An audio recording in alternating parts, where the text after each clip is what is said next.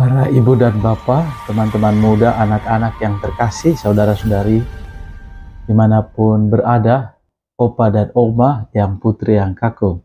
Kita berjumpa lagi pada kesempatan ini. Saya ingin berbagi rasa syukur saya atas berkat-berkat yang boleh saya terima.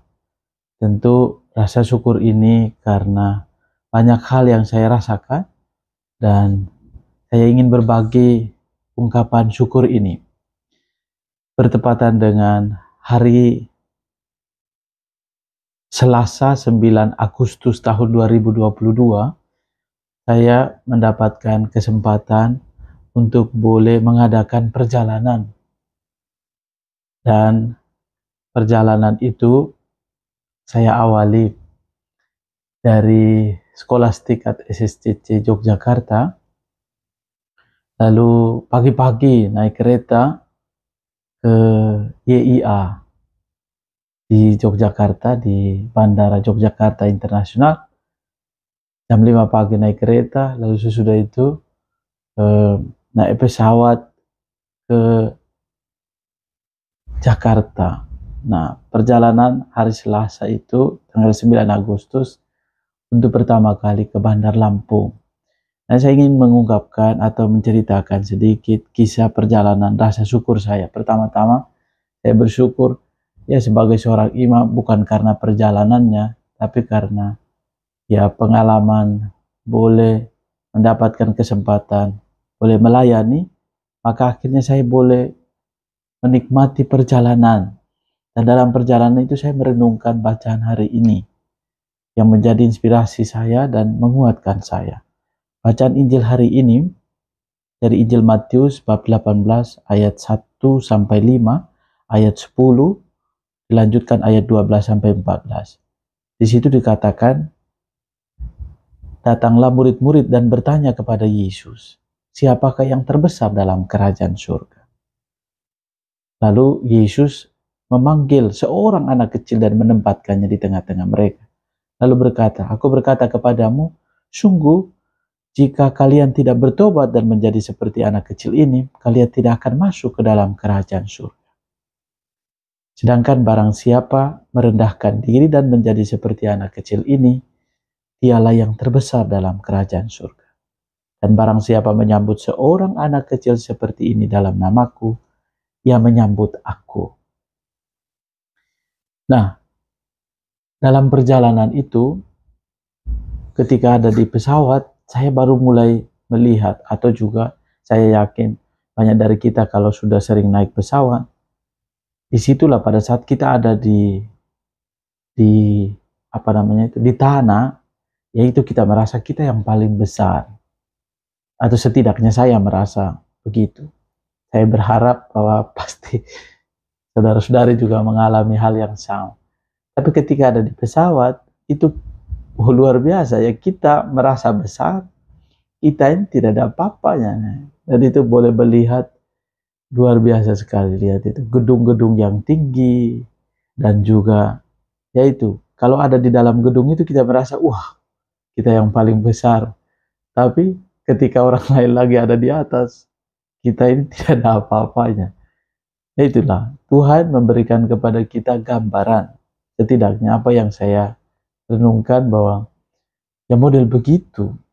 Kadang-kadang kita merasa kita ini yang paling hebat, kita paling bisa, tetapi saya sendiri diajari oleh Tuhan melalui firman-Nya untuk ya belajar rendah hati, belajar untuk melihat bahwa tadi itu kita bukanlah yang terbesar atau bukanlah siapa-siapa kita ini, tapi kita boleh menyadari dan mengagumi bahwa karya Tuhan itu luar biasa. Karya Tuhan itu sungguh-sungguh mengagumkan. Dan begitulah kita hendaknya mengagumi Allah yang kita imani, yang sungguh mencipta. Bagaimana itu proses untuk melihat sesuatu yang dari kejauhan kecil lama-lama menjadi besar. Gedung yang kelihatan dari atas itu kecil, lama-lama kelihatan besar. Tapi pada saat kita di atas, kita merasa kita yang paling kecil. kita boleh belajar untuk rendah hati dan belajar untuk mengandalkan Allah di saat kita sedang melakukan atau dalam situasi di atas, di dalam pesawat misalnya, kita merasa kita harus mengandalkan Tuhan. Tentu kita percaya melalui pilot dan kopilot atau juga para pelayan. Setidaknya yang saya alami, saya percaya bahwa yaitu Tuhan memakai mereka dengan caranya, sehingga mereka dengan pelayanan-pelayanan yang baik mampu mengantar semua orang sampai selamat. Dan itu sungguh-sungguh saya kagumi. Karena kita harus belajar rendah. Janganlah menganggap rendah seorang pun dari anak-anak kecil ini. Karena aku berkata kepada malaikat-malaikat mereka di surga selalu memandang wajah Bapakku di surga. Kita hendaknya menyadari ini, bahwa seringkali kita memandang rendah atau menganggap remeh orang lain. Bahkan orang dalam situasi tertentu kita melihat, menganggap siapa kamu.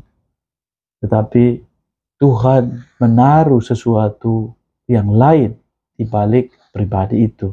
Atau Tuhan selalu menaruh mutiara yang indah di balik setiap pribadi.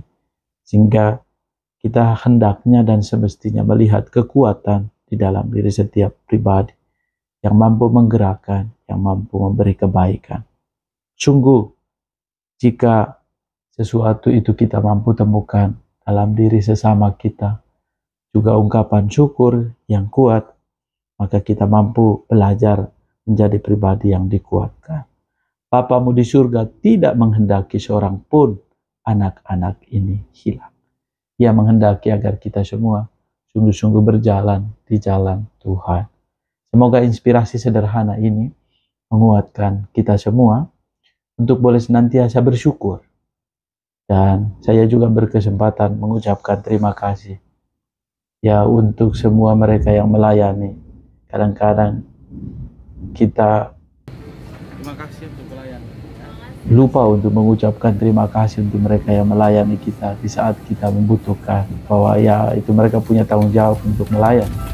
Tapi bagi saya kesempatan ini boleh mengucapkan terima kasih untuk mereka yang telah melayani, karena dalam situasi tertentu mereka ini sungguh-sungguh turut ambil peran, turut terlibat dalam keselamatan kita, secara khusus dalam penerbangan misalnya, atau juga dalam perjalanan-perjalanan kita yang lain.